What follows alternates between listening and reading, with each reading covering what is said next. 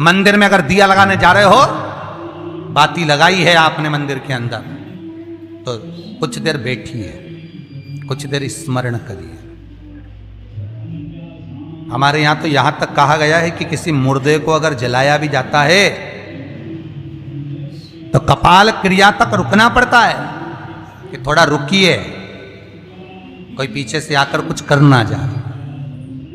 दीप जलाएं, थोड़ी देर रुकिए। और दीप का भी नियम है महाराज, दीप का भी नियम है। दिए में जो फूल बत्ती लगती है, गोल बत्ती लगती है, गोल वाली, ये बत्ती हमेशा कोई विष्णु भगवान की पूजन कर रहे हो, शिव जी की पूजन कर रहे हो, कोई अन्य देवता का अगर आप स्मरण कर रहे हो तो गोल बत्ती लगाई जाती है। भगवान के मंदिर में पूजन कर रहे हो तो गोल बत्ती लगाओ। लंबी बत्ती, लंबी वाली जो बत्ती होती है, लक्ष्मी की पूजन में, देवी पूजन में, जितनी भी माताओं की आप पूजन करोगे, जितनी भी देवियों का आप स्मरण करोगे, उसमें लंबी बत्ती का प्रमाण है। पितरों की पूजन में लंबी बत्ती का प्रमाण है। पितरों को कभी गोल बत्ती नहीं लगती। आप मटके के पास में, परिंदे के पास में, जल के पात्र के पास में कोई भी अगर दिया लगाएंगे तो वहां गोल बत्ती रखकर लगाएंगे तो घर में लक्ष्मी नहीं टिकेगी। कई लोग कहते हैं कि परिंदे के पास, मटके के पास में, पानी के स्रोत के पास में जहां जल भरते हैं, हंडा रखते हैं, टंकी रखते हैं, वहां पर मटके के पास बत्ती लगाओ, दिया लगाओ, पितर शांत रहेंगे। तो पितरों को शांत करो, मना नहीं है, पर दिया लगाने का नियम है कि पितरों को अगर आप दिया लगा रही हो मटके के पास, परिंदे के पास, या अमावस्या के दिन पितरों के लिए अगर दीप लगा रही हो तो गोल बत्ती अगर लगाओगी तो कार्य कभी सफल नहीं होगा। धन आएगा जाएगा, टिकेगा नहीं। इसलिए पितरों के लिए अगर दिया लगाना है, पूर्वजों के लिए दिया लगाना है, पितरों के लिए अगर दीप लगाना है तो लंबी बत्ती लगाइए, लंबी बत्ती। महाराज लंबी बत्ती का प्रमाण हमारे यहां शास्त्र करते हैं, गोल बत्ती का प्रमाण। और सुंदर चरित्र कहा, यदि आपके जीवन में बहुत ज्यादा लक्ष्मी से तकलीफ है, कष्ट बहुत ज्यादा है, या इसलिए शायद कहा जाता है कि भगवान को सर्वश्रेष्ठ कौन सा चंदन अच्छा लगता है। आपको पहले भी कथा में कहा, आगरा की कथा अगर किसी ने सुनी होगी तो उसमें वर्णन किया, भगवान को सर्वश्रेष्ठ चंदन कौन सा, भगवान को सर्वश्रेष्ठ चंदन कौन सा प्रिय है। वो कौन सा चंदन है जो भगवान विष्णु को लगाएं, राम को लगाएं, कृष्ण को लगाएं। वो कौन सा चंदन है जो श्री हरि को लगाया जाए। तो जीते जी भगवान विष्णु एक बार गले लगाते हैं, उसको कहते हैं हरि चंदन। कौन सा चंदन है? हरि चंदन। हरि चंदन बाजार में नहीं मिलेगा, हरि चंदन आपको बनाना पड़ेगा। कैसे बनाना है?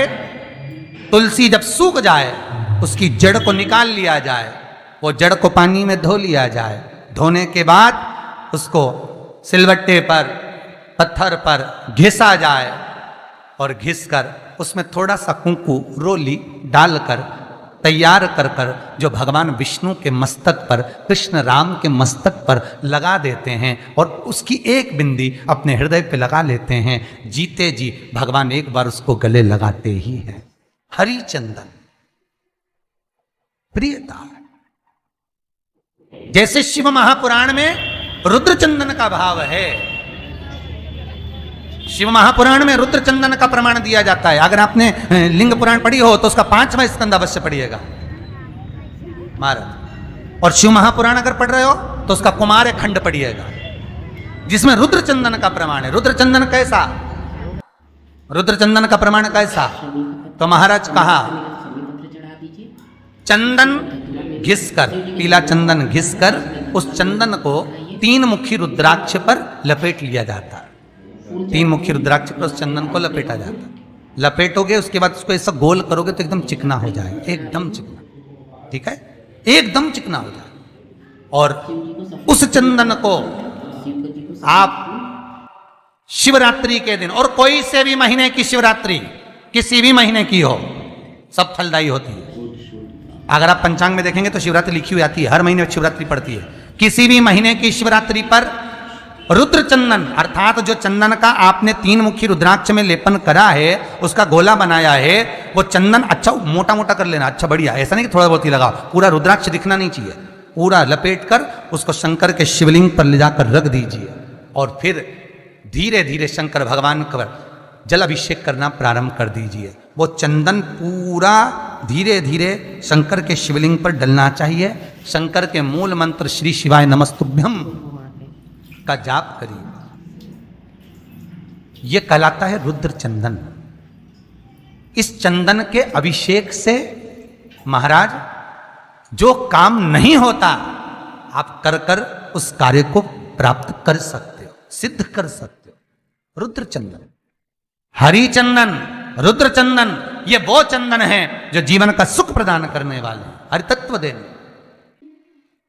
मंगल है, राहु है, केतु है, दशा बेकार चल रही है, लक्ष्मी नहीं आ रही, कष्ट बहुत है, फैक्ट्रियां नहीं चल रही, कहीं मत जाओ, मेरे शिव की शरण में जाकर एक बार शिव महापुराण को पूरी सुनो। शास्त्र के हटकर कुछ नहीं बोलेंगे। जो शास्त्र सम्मत है स्कंद पुराण में, विष्णु पुराण में, नर्मदा पुराण में, लिंग पुराण में, शिव महापुराण में, भविष्य पुराण में जितनी जितनी बातें लिखी होती है उसको छाट छाट कर लेकर आते हैं, आपको बता देते हैं कि आप ये कर लो, उससे फायदा मिल जाएगा। कोई ज्योतिषी नहीं, कोई कुछ नहीं, बस केवल भजन करो, शंकर का अनुमोदन करो और विश्वास रखो शंकर पर, तो किसी को 1 रुपया देने की जरूरत नहीं पड़ेगी। भजन करो, विश्वास शंकर पर रखना, जन्म मरण और परण वो देगा, सुख वो देगा, समृद्धि वो देगा। जिसके घर में बहु रिद्धि सिद्धि हो, जिसके घर में अमोद और प्रमोद पोते हो, जिसके घर में शुभ और लाभ दरवाजे पर बेटे बनकर विराजमान होते हो, जिसके घर में स्वयं अखंड सौभाग्य देने वाली पार्वती हो, जिसके घर में लक्ष्मी देने वाली लक्ष्मी बेलपत्र के पेड़ के नीचे झाड़ू लगाती हो, जो स्वयं सरस्वती को स्वर प्रदान करता है वो शंकर है। जब सब कुछ उसके पास में है, कुबेर का खजाना वो चोर को दे देता है, जब सर्वस्वता उसके पास है, तो आप इधर उधर डोलते क्यों हो? क्यों डोलो? उस पर विश्वास रखो। वो शंभु, वो शंकर, वो त्रिकालदर्शी, वो कैलाशी, वो अविनाशी सुख देगा, आनंद देगा। पाने का तरीका केवल उसको रिझाओ।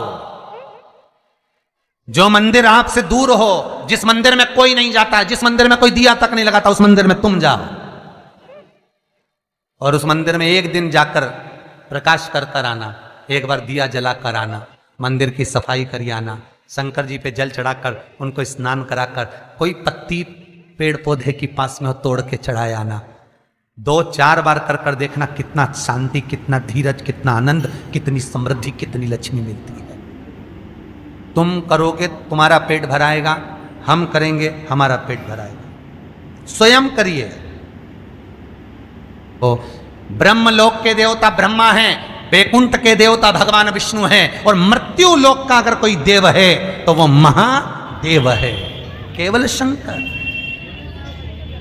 केवल शिव, मृत्यु लोक का देव। अभी एक विचार करो, तुम्हारे घर में अगर थोड़ी सी तकलीफ आई तो सबसे पहले